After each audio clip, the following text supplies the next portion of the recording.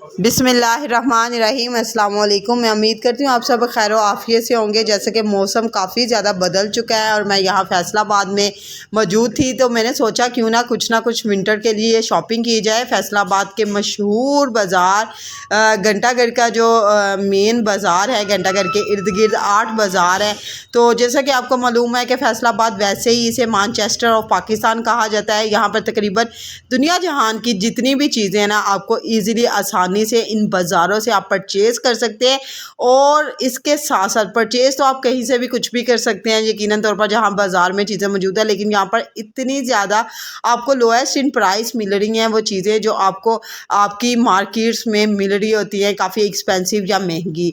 तो यहाँ पर बहुत ज़्यादा सस्ती सी मैंने भी शॉपिंग की थी अपनी विंटर से रिलेटेड। मैंने ड्रेसेस ख़रीदे थे, इंशाल्लाह वो मैं आपको लास्ट पे चल के लाजमी दिखाऊंगी। अभी हम पहले थोड़ा सा ना मैं विज़िट कर रही थी फैसलाबाद के बाज़ारों का, घंटाघर का। वो देखिए बिल्कुल सामने घंटाघर हमें नज़र भी आ रहा है और इसके इर्द गिर्द टोटल 8 बाज़ार है। और यहाँ पर ना हर बाज़ार जो है वो मुख्तलिफ है। हर बाज़ार में मुख्तलिफ तरह की चीज़ें जैसे वो डिवाइड किया गया, जैसे रेलवे बाज़ार है, कारखाना बाज़ार है, इस तरीके से। तो चनियोट बाज़ार है। फिर ना ये देखें आदमी जैसे सर्दियों का अब सीज़न अभी स्टार्ट होने वाला है, तो उससे रेलिवेंट वो अपना सारा जितना भी उनके पास है था ना सामान, कोट वगैरह ये बिल्कुल स्टार्ट हो चुके थे। कंबल, खेस, हर तरह की वैरायटी इनके पास अवेलेबल थी। अगर आप काउंट करें तो बिल्कुल 8 बाज़ार बनते हैं यहाँ पर। तो मैंने तकरीबन 8 के 8 बाज़ारों का ही विज़िट किया था, चूँकि आपको मालूम है कि मैं रहती यहाँ लाहौर पर हूँ।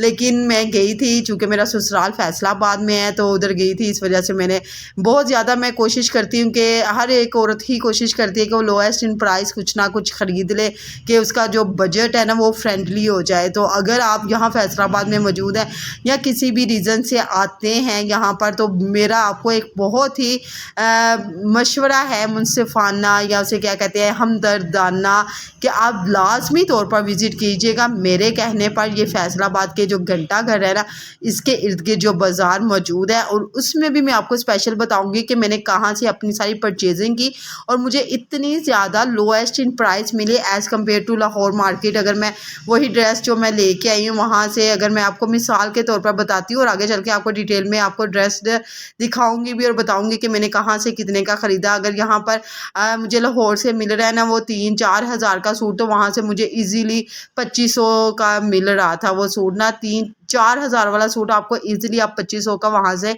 परचेज़ कर सकते हैं अगर आपकी बार्गेनिंग वगैरह अच्छी है। तो यहाँ पर हर तरह के कपड़े थे, और ये जैसे मरियम नवाज़ ने ये स्पेशल लगवाए थे ना ये बैनर्स, और ये बहुत ही ज़्यादा ना इजी थे। और यहाँ पर ज्वेलरी आलीशान, यकीन माने हम लेडीज़ को या गर्ल्स को यही ज़्यादा होता है कि ज्वेलरी और फैब्रिक। तो ये मेन फैब्रिक मार्केट ही थी जहाँ पर ये मैं मौजूद थी। ये था बाज़ार जो था ना हमारा, मेरे ख्याल से चनियोट बाज़ार था, यहाँ पर मैं मौजूद थी। और यहाँ पे शॉल्स, अबाया और मेल की काफ़ी अच्छी वैरायटी थी। और यहाँ पर मैं रुक गई थी, मैंने चप्पल लेनी थी, ऑलरेडी ली हुई थी, लेकिन उसका साइज़ जो था वो मेरा ज़्यादा था, बड़ा साइज़ आ चुका था। तो मैंने सोचा क्यों ना उसको साइज़ को थोड़ा छोटा करवा लिया जाए, क्योंकि मेरे हस्बैंड मेरे लिए स्पेशल लेके आए थे अल्हम्दुलिल्लाह। तो बस वो साइज़ मैंने करवाना था। फिर उसके बाद मैं जाऊंगी जो कपड़े वाली मार्केट है ना वहाँ पर, वहाँ से क्या परचेजिंग की वो भी आपके साथ शेयर करती, वो भी इंशाल्लाह मैं आपके साथ ना अभी शेयर करती हूँ। अगर आप बार्गेनिंग अच्छी करवा सकती हैं, अगर आप रेट को कम करवा सकती हैं, तो वो रेट जो बताएंगे उससे आप आधी कीमत पर भी कपड़े या कोई भी चीज़ जो आप परचेज़ करना चाहती हैं वो कर सकती हैं। जैसे कि आप देख रहे हैं यहाँ पे ब्रांड के कपड़े भी अवेलेबल है, और सबसे ज़्यादा सस्ता इस वजह से है क्योंकि यहाँ पर बहुत ज़्यादा ना फैक्ट्रियाँ मौजूद, और वो कपड़ा डायरेक्ट फैक्ट्रियों से आ रहा होता है, और इस वजह से ना उनको काफ़ी लोएस्ट इन प्राइस मिलता है, क्योंकि यहीं से फिर वो आपका जो किराया होता है या पेट्रोल का ख़र्चा ये सारा कुछ ना निकल जाता है, और काफ़ी अच्छा रीज़नेबल आपको मिल जाता है। तो यहाँ पर मैं जूतियों वाली दुकान पर मौजूद थी, जो मैंने आपको जैसे पहले बताया कि मेरे हस्बैंड मेरे लिए लेके आए थे चप्पल, लेकिन वो काफ़ी ज़्यादा ना मेरी लूज़ फिटिंग में थी, तो मैंने वो साइज़ अपना छोटा करवाना था। उस वक्त के बाद ना मैं चली गई थी कपड़ों की मार्केट में। यहाँ पर देखिए ब्रांड्स भी अवेलेबल थी, लेकिन वो सब आपके ऊपर डिपेंड कर रहा होता है कि आपने किस किस्म की शॉपिंग करनी है। चाहे आप ब्रांड से कर लें, चाहे आप लोकल कपड़ा खरीद लें, और चाहे आप 400 वाला सूट भी खरीद सकते हैं यहाँ पर, लेकिन उस कपड़े की कोई गारंटी नहीं है। मतलब इतना लोएस्ट इन प्राइस आपको 3 पीस सूट, 2 पीस सूट आसानी से मिल सकता है।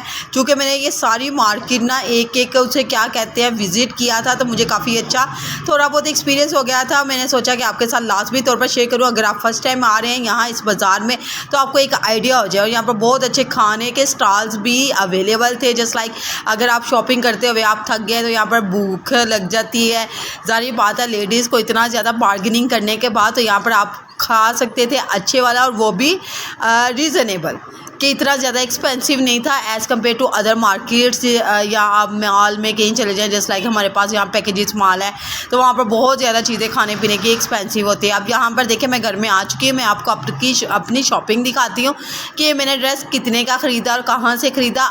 यहाँ जैसे अभी मैं आपको फैसलाबाद बाज़ार दिखा रही थी ना, वहाँ क्या था, मक्की बाज़ार था, बिल्कुल मक्की था, तो कारखाना बाज़ार के अंदर था। यहाँ से मैंने 3 पीस ड्रेसेस ही ख़रीदे थे, और मैं ना एक ट्राई करना चाह रही थी कि मैं ये ड्रेसेस को लेकर ना सेल करूं, ताकि देखते हैं कि मेरा ये काम चलता है कि नहीं चलता है। इस वजह से ना मैंने काफ़ी 6 जो थे ना ड्रेसेस वहाँ से परचेज़ किए थे, और मेरा मार्जिन जो टारगेट था ना कि ये वाले जो मेरे ड्रेसेस जो मैं ये लेके आई हूँ आपको दिखा भी रही हूँ, बहुत अच्छे थे बिल्कुल। अगर आप एक मोटी जो खातून है ना वो भी बनाना चाहे तो इजीली बना सकते थे, जिसे कहते हैं ना कपड़े का बड़, वो भी अच्छा था।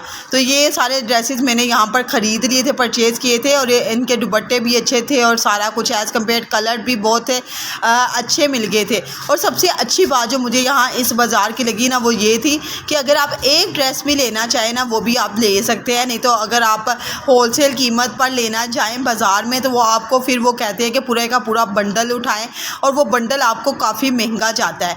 तो ये इस तरीके से इतना ज़्यादा महंगा नहीं मुझे पड़ा था। मैंने एक सूट भी लिया तो मुझे उस आदमी ने या अंकल कोई कुछ भी आप कह रहे शॉपकीपर ने बहुत ही सस्ता जो था ना मुझे सेम रेट पर ही दे दिया था। वहाँ पे सिर्फ मुझे यही एक ही दुकान मिली थी जिसने मुझे सारा ना सेम रेट ही दे दिया था कि अगर आप बाजी एक सूट भी ख़रीदे तो आपको यही रेट है, अगर आप 12 भी ख़रीदे। तो ये बस आपने ना ज़रा मार्केट का विज़िट कर लेना है इस तरीके से, तो फिर आपका इंशाल्लाह मिल जाएगा। तो ये इसका कैटलॉग था, ये बिल्कुल सेम ऐसा का वैसा ही इसका प्रिंट था, बिल्कुल सेम एज इट इज़ था। तो ये काफ़ी अच्छा रहा मेरा एक्सपीरियंस। ये दनक का सूट था, ये मुझे तकरीबन 2000 की रेंज में मिला था, और यहाँ पर मैं लेके आई थी। मैंने सोचा था कि अगर ये मेरा 2500 2500 की भी मैं सेल कर सकी तो वेल एंड गुड हो जाएगा। इतना ज़्यादा आप मार्जिन भी नहीं रख सकते क्योंकि कपड़ों का यहाँ पर सबको ही पता है। जस्ट लाइक अगर कोई मेरी वीडियो ही देख ले तो उसे मालूम हो जाएगा कि 2000 की रेंज में आप वहाँ से जाकर ख़रीद सकते हैं। ऐसा लाहौर की यहाँ मेन मार्केट या उधर मैं नहीं गई, लेकिन फैसलाबाद में ये मुझे सच एक सूट 2 सूट भी मिल चुके थे।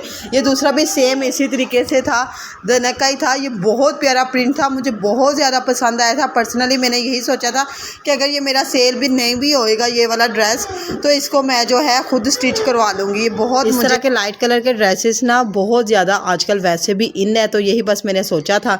लेकिन अल्हम्दुलिल्लाह जितने भी मैं ड्रेसेस लेके आई थी विद इन अ डे अल्हम्दुलिल्लाह मेरे सेल हो चुके थे। तो ये ड्रेस भी मेरा सेल हो गया था, और इसके साथ ना बॉर्डर भी अवेलेबल था क्योंकि ये बिल्कुल प्लेन था, तो बॉर्डर के साथ आप इसकी डिज़ाइनिंग करवा सकते थे। वैसे भी चंद एक लेसिस के साथ इसे बहुत अच्छे से ना फर्निश किया जा सकता था। बिल्कुल प्लेन में इसका था, वाइट कलर का ट्राउज़र था और साथ में ये दुपट्टा, और इसकी शॉल जो थी मैं क्या कहती हूँ आलीशान थी अल्हम्दुलिल्लाह। जिसको भी मैंने ये ड्रेस दिखाया तो अल्हम्दुलिल्लाह सबको ये बहुत ज़्यादा पसंद आया था। तो ये वाले 2 धनक के ड्रेस लेके आई थी मैं, और इसके अलावा जो थे मेरे पास लीलन के भी थे। तो ये साथ साथ ही ना मैं इसे पैक करी जा रही थी क्योंकि ये बाद में मेरे लिए ना ज़रा मुश्किल हो जाना था। इसके अलावा जनरेशन के भी काफ़ी अच्छे प्रिंट्स मेरे पास अवेलेबल थे, वो भी मैंने लिए थे। लेकिन ना जनरेशन के जो मेरे पास प्रिंट है वो सारे के सारे प्लेन में थे। तो ये इसका कैटलॉग था, ये भी मैं आपको साथ साथ दिखाई थी। और ये सामने जो पैरेट कलर का पड़ा हुआ है ये था लीलन का 2 पीस ड्रेस था। लिनन चूँकि आजकल बहुत ज़्यादा वैसे भी सर्दियों में पहनी जाती है, और 2 पीस ड्रेस भी मैंने 1-2 ही लिए थे। अलबत्ता एक ही था यही वाला लिनन का ड्रेस लिया था क्योंकि ये 1500 की रेंज में ना ऑटोमेटिकली निकल जाता। तो ये वाला ड्रेस जो रेड वाला है ना ये तो आलीशान था, क्योंकि ये बहुत ज़्यादा ब्राइट कलर में था। जो दुल्हनें और ये वाली ना ये बहुत ज़्यादा पसंद करती है। इसके साथ ये जो फुम्मन से होते हैं ना, ये आपको टसल्स आप बाद में लगवाती हैं, ये इसके साथ ऑलरेडी लगे हुए थे, जिस वजह से ना इसके दुपट्टे की वजह से।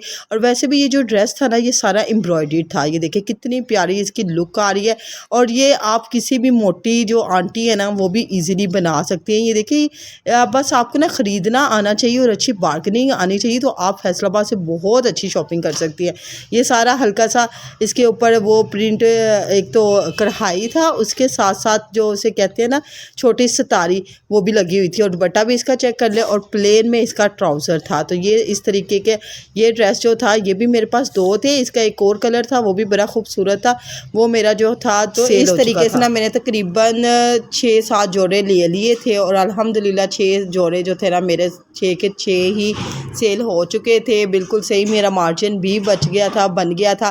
क्योंकि अल्लाह ताला कहते हैं कि जब आप कोई भी स्टार्ट करते हैं, स्टार्टअप करते हैं, तो अल्लाह ताला खुद आपकी मदद करते हैं। बस आपकी जो नीयत है ना वो साफ़ हो। अगर आप भी मेरी तरह कोई छोटा सा बिज़नेस स्टार्ट करना चाह रहे हैं, अगर आपका 10-15 हज़ार की रेंज है तो आप बिल्कुल स्टार्टअप कर सकते हैं। थोड़े से ला के 10-15,000 में ही आपका वो स्टार्टअप हो सकता है। और आप उसे अच्छे सा सेल करके जो मार्जिन आपका प्रॉफिट बचेगा उसे दोबारा आप इसी में इन्वेस्ट कर दें। इस तरीके से ना आपका एक अच्छे वाला बिज़नेस ग्रो कर सकता है।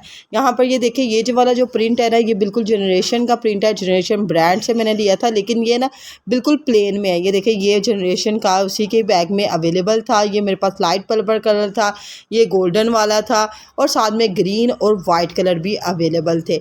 इस तरीके से अल्हम्दुलिल्लाह अल्लाह ताला ने मेरी बड़ी ज़्यादा मदद की। जब इंसान कोशिश करता है तो वो कर ही पाता है। बस आपने कोशिश करनी है स्टार्टअप के लिए। आपने ये नहीं सोचना कि मैं कैसे करूँगी, क्या करूँगी। ये वाले जो चीज़ है ना ये शैतान लेके आता है आपके दिमाग में, लेकिन आप उम्मीद रखें अल्लाह ताला आपकी ज़रूर मदद करेंगे। ये वाले जनरेशन वाले जो ड्रेसेस है ना ये मैंने लाहौर से ही लिए थे। बाकी जो दिखाए थे वो फैसलाबाद घंटाघर बाज़ार जो कारखाना बाज़ार है उसके अंदर था, मक्की मार्केट। और ये मैं आपको ये दिखा रही थी, ये जो मैंने दुपट्टा भी लिया था ना ये भी बिल्कुल सेम इसी तरह जनरेशन का ही ड्रेस था। और इसे मैंने ओवरऑल बिल्कुल सेम सिलाई करवाया था विद दुपट्टा, कमीज़ और सारा कुछ। मुझे उम्मीद है कि आपको ये मेरी वीडियो पसंद आई होगी। अगर प्लीज़ मेरी वीडियो पसंद आ रही है तो मेरे चैनल को लाजमी तौर पर सब्सक्राइब कर लें और बेल आइकन को भी प्रेस कर दे। मैं इसी तरह की वीडियोस लेके आती रहती हूँ वुमेन एम्पावरमेंट पे, कुछ मोटिवेशनल, कुछ इस्लामिक, कुछ हाउस हेल्प के, किस तरीके से आप घर के काम कर सकते हैं। बहुत बहुत शुक्रिया आपका मेरी वीडियो देखने